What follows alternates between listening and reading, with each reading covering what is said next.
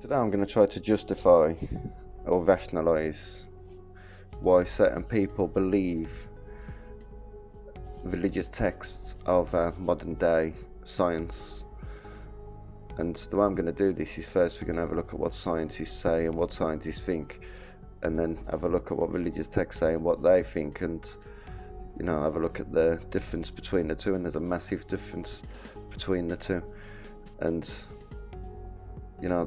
we'll start off by looking at the age of the Earth, because this is like a pretty huge difference. Obviously, there's a lot of younger Earth creationists that believe that the world is much younger than the 4.5 billion years old that we're told it is, and the universe is 13.8 billion years old, according to many lines of scientific evidence, according to this article here. And the way that the way they work it out, the size of the universe is, because obviously they do them both differently. The size of the universe, the way they work it out is they look at the size of the universe as it is now, the visible universe, which is all that you can see through telescopes and stuff. So they look at the size of it, and they look at the speed of its expansion, because everything is moving away from each other, because the universe is expanding, and they assume that it's always been expanding at that speed. So by looking at the size, you can calculate how old it is and how long it has been since the Big Bang. But there is a few flaws with this. I mean, that these, like you look at this now, and this presents it like this is it. This is how old the world is, and it's the answer. Like there's no ifs or buts sort of thing. There's no like approximately or anything like that. It's pretty much dead cert the way it's presented to you. But is it really a dead cert that the universe is 13.8 billion years old? I mean, people forget because we're not taught to think like it, but the Big Bang theory is actually just a theory, as is a lot of things that we assume to be real when they're really just scientific theories. So this whole calculation is actually working on an unproven scientific theory to begin with. So straight away it makes you question how they can so confidently estimate the age of the universe just based on that. And when it comes to the age of the Earth, it's even more controversial really, and even more prone to being wrong, because what they actually do is they look at the rocks, what they believe are the oldest rocks, and they believe they can tell the age of these rocks by looking at the deterioration in certain radioactive ingredients that are within the rocks. So the older the rock is, the more deteriorated the radiation will be. And these are different kinds of radiation as well. I mean, there's uranium and there's other types of radiation that are inside these rocks, and by looking at the condition of it, like, and the deterioration, how much it's decayed, they can pretty much predict the age of it. But again, there's a lot of assumptions, and these assumptions are like things like you're assuming that you know the levels of it to begin with, and then you're assuming that you know the deterioration rates, and certain conditions might preserve better than other conditions, or other conditions might actually deteriorate it worse than other conditions. So it's one of them. They're not really 100% sure at all about either the age of the Earth or the age of the universe. It is just a guess, but they go on like them so sure, like they always do.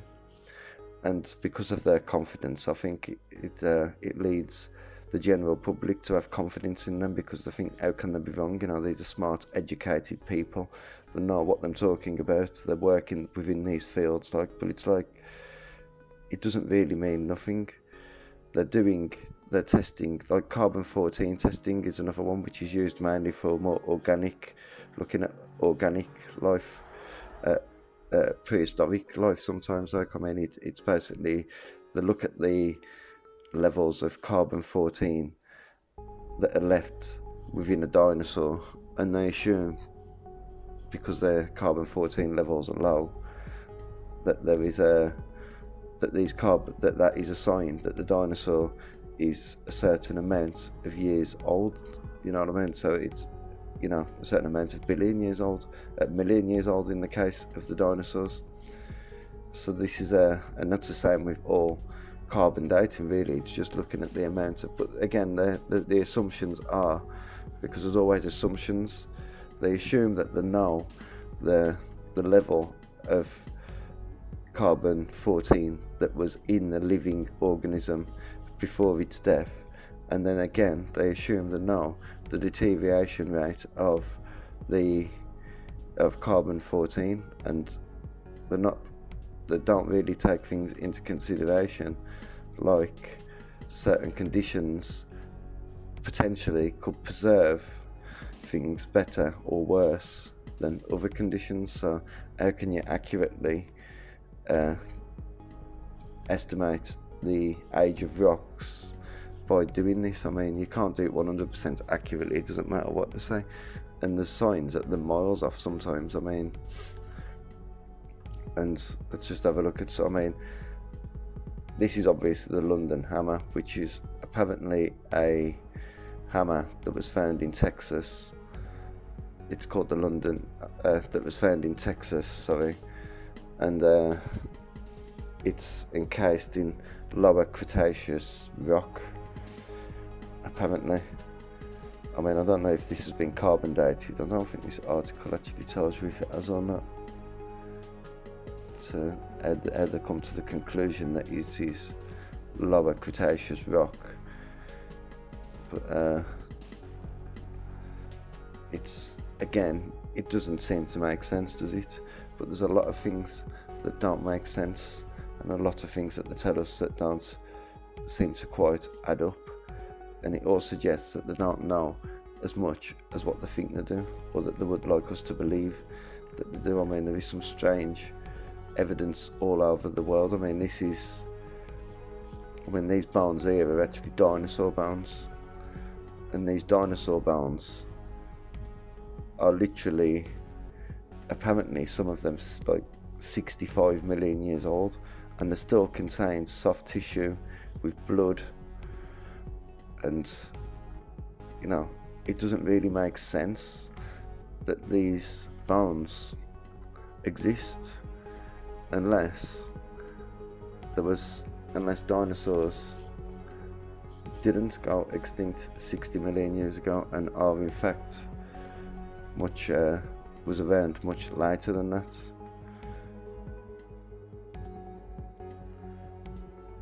But after years of trying to explain this, in 2013 they come out with the only explanation that they could think of, and the explanation that these have come out with, I'll see if this page loads, but it might be a bit slow because my computer's got a lot of windows open, but the explanation is that instead of admitting that maybe this dinosaur these remains are not necessarily as old as what they thought there was, they start coming out with look at the article here.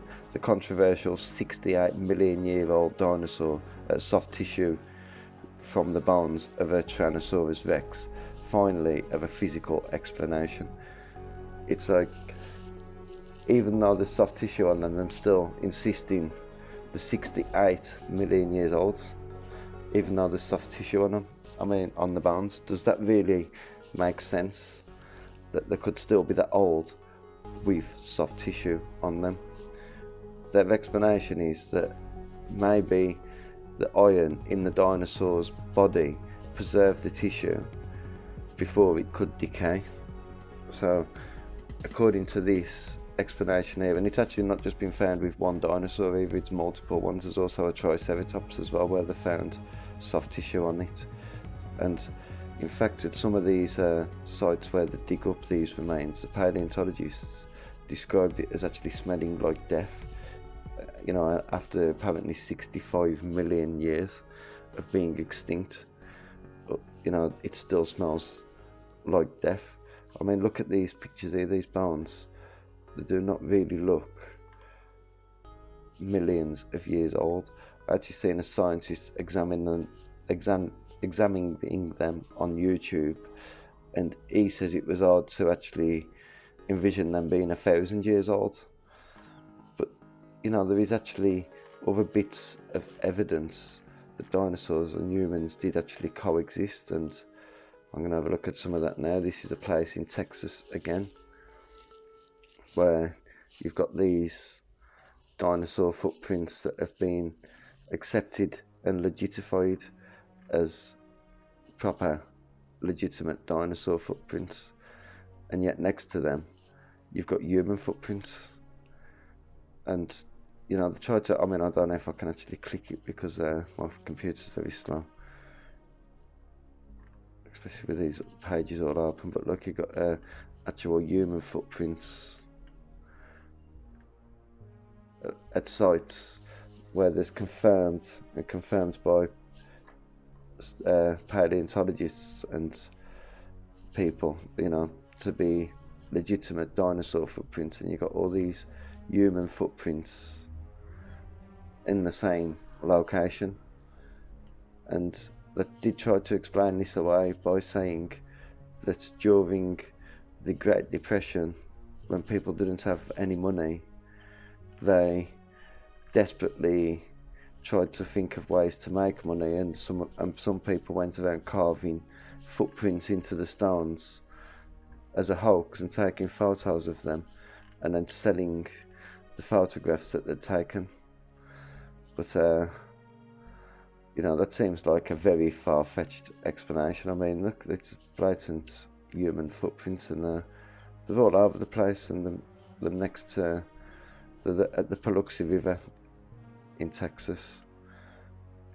And among them, as you can see, there's actually confirmed dinosaur prints. So is this more proof that dinosaurs and humans actually coexisted, and we are not seeing the full picture? And then you've got the Inca stones, which are stones that was apparently found in the 1960s in Peru, and these stones blatantly again depict dinosaurs. Not all of them do, because a lot of them depict all different kinds of animals, but some of them do depict dinosaurs, and these have been dismissed as a hoax.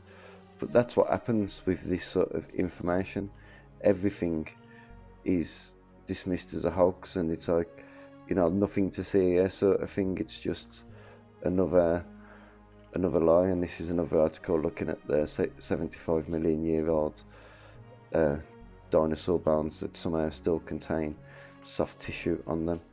See, it's like they're totally unwilling to reconsider the age of the bones, because they don't want to give anything credit. I mean, I've been doing quite a lot of research into, I've done a lot of research in the past into dragons in mythology and everything like that, and obviously there's many dragons spoken about in biblical texts and in British and in mythology all over the world. Dragons are spoken about, and obviously some people suggest and believe that maybe the reason that people are talking about dragons all over the world is because humans and dinosaurs, coexisted, and these people regularly seen dinosaurs, and the word dinosaur didn't actually even exist until the 1800s, so they used words like dragon to describe them. So it's like, you look at this stuff, and at first, when I first look at this, I look at it like this. I've always thought to myself as a as a Christian, so as somebody that believes in Jesus Christ and everything like that. Not that I'm really religious or anything, because I don't go to church and all that sort of stuff, but I do believe in Jesus Christ, and and yeah, even though I've always believed in Jesus Christ, I've always found it very hard to believe in certain things that are written in the Bible.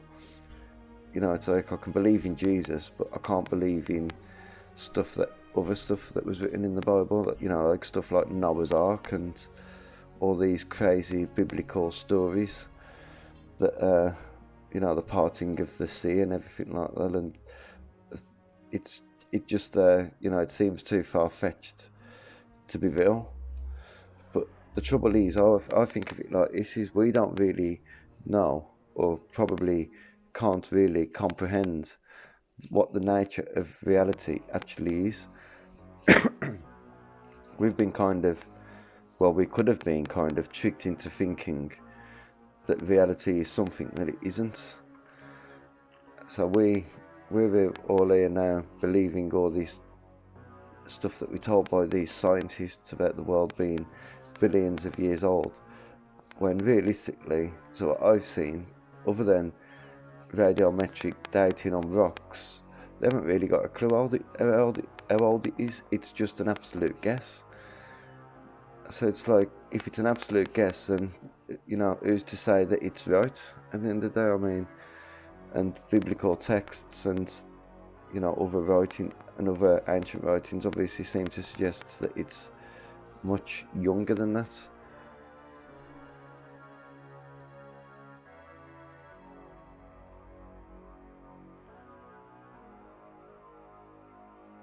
There's some more dinosaur footprints alongside apparent human footprints in Texas again. Like I say, to believe that people went around carving these things is pretty far-fetched, just to earn a bit of money. And when you start looking at some of the evidence about, it does make you start to question, what could be happening. Are we just being lied to about everything? Which I'm starting to think there's probably a chance that we are. But like I say, I used to struggle to take the Bible literally.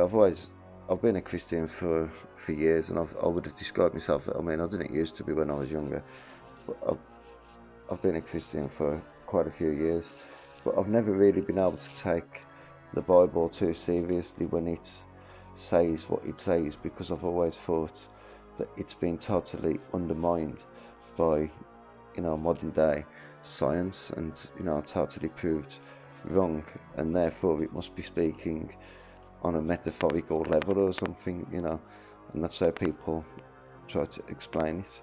That it's not being literal, and it's but when you start to look at the actual facts, not much of it has actually been proved wrong for actual dead certain, really, because we still don't really know much about our own existence or anything, and a lot of is being proved right. There seems to be a lot being proved right at the same time. This is evidence found that there's marine life found at the very top of Mount Everest. Could be evidence of a great flood, as described in the book of Genesis. Obviously, if the top of Mount Everest is flooded, then you'd think that was global. That wasn't just a local one. It would have to take a global flood to flood Mount Everest, because a lot of people try to dismiss the flood myth and say the signs of local floods, of a pretty bad local floods, but not actually a sign of a global flood. In fact, mainstream science pretty much dismisses a global flood, even though it's spoken about in nearly every single ancient culture around the world. But these mainstream scientists and these, they come out and they think they think they're smart or something. They think they know everything, and when you actually start questioning them a little bit, they know very little. That's what I've started to realise.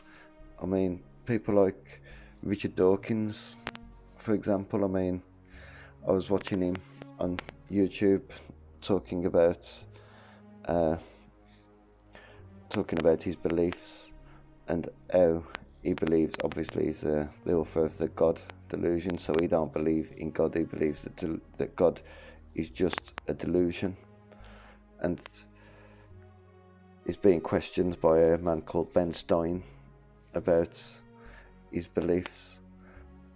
And as Ben Stein starts asking him these questions about how the world could have come to be, and how, you know, how could the universe create, you know, deep, complex codes that still aren't fully understood by people to this day, like DNA, out of chaos and disorder, is a long shot. Like, and Richard Dawkins was pretty much forced to admit that is the biggest flaw in the debate of evolution, is trying to work out how things started without using some sort of intelligent design, which goes against everything that he says.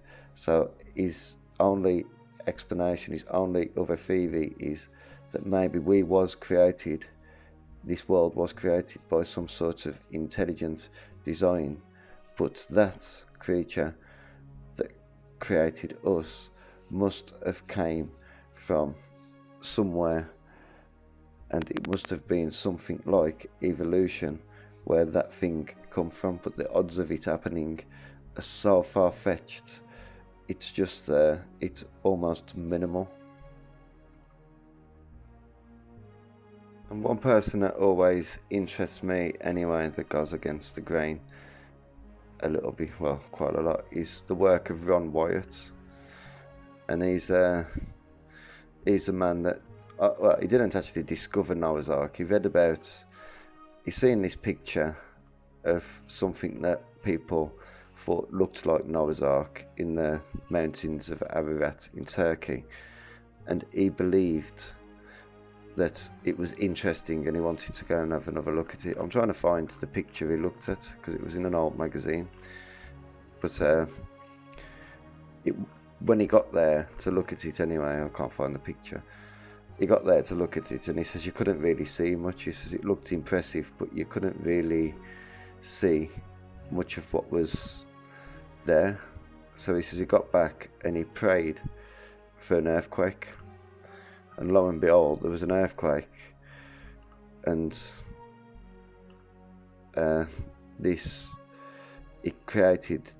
actually rose up the ark a little bit, and this actually allowed him to actually have access in it and even take wood out of it, and you know, this is pretty much accepted now to be the ark. And for people that doubt that it could possibly be Noah's Ark, the Bible says that Noah's Ark is 500 cubits. It was supposed to be built at 500 cubits. I think this was something like 315 yards or whatever they measured it in, or meters, or anyway, and it come to the exact same measurement in Egyptian cubits as predicted in the book of Revelation. It's also halfway up the mountains of Ararat in Turkey. So what the hell could an ark be possibly doing up there? And it's been scanned, and it's even now being accepted by the Turkish government to actually be the real Noah's Ark.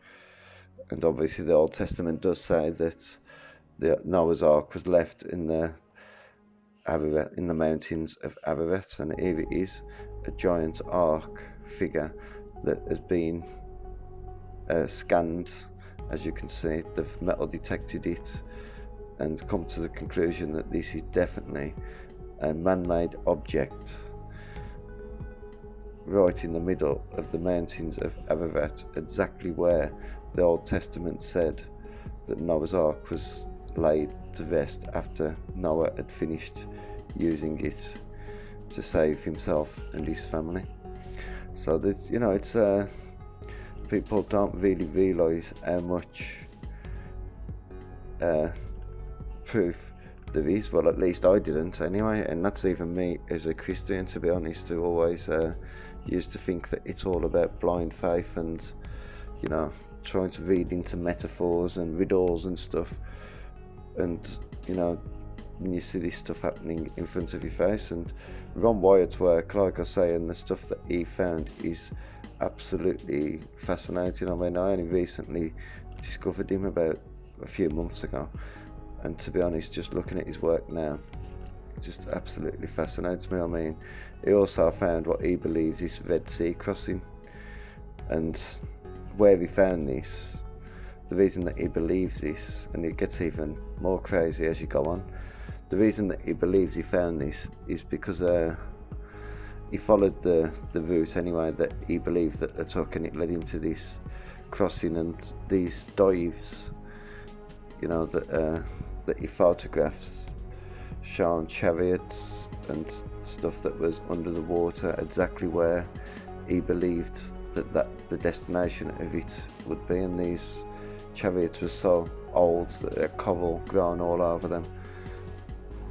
and you know, he believes that that's the spot of the Red Sea crossing. But I mean, his evidence is actually quite overwhelming that he possibly could be anyway, because he even found what he believes was Mount Sinai as well. I mean, like I say, his work really is interesting, and there's documentaries about him on YouTube, and I really do recommend that you watch them, because they are some of the best documentaries that I've seen. But anyways, you know, this is what he believes was Mount Sinai, which is again, this is right opposite where he crossed the Red Sea crossing. So once they got out the Red Sea crossing, they ended up here, and there's a picture of it. I don't know whether you can see it on this video, but yes, you can see the top of it is black, and it's like just a line of black, and obviously Mount Sinai was burning, you know, just constantly burning according to the Old Testament. And this is even the rock that Moses split open for the children of Israel to drink from when they needed a drink in the desert. And there was and Moses asked God, what should he do? And God said, strike the rock. And there's even evidence of that rock, and evidence of bull worship, when they was all worshipping the bull, when they was waiting for Moses to come back from Mount Sinai. I mean, it's just his work and the stuff that he's found is it's almost ridiculous, to be honest. I mean, when I first heard it, I got to be honest, I really did doubt that it could possibly be true. And I'm not going to spoil everything for you. I'm just going to say, just watch some Ron Wyatt research on the internet, because it is absolutely fascinating, to be honest. I mean, but going back to Noah's Ark now, like I say, the Turkish government now actually recognise this to actually be the place that, you know, the resting spot of Noah's Ark. This is actually pretty much accepted by the Turkish government to be the case. And like I say, I think that's going to be it for this anyway, but I might make more about it later. But yeah, thanks for watching.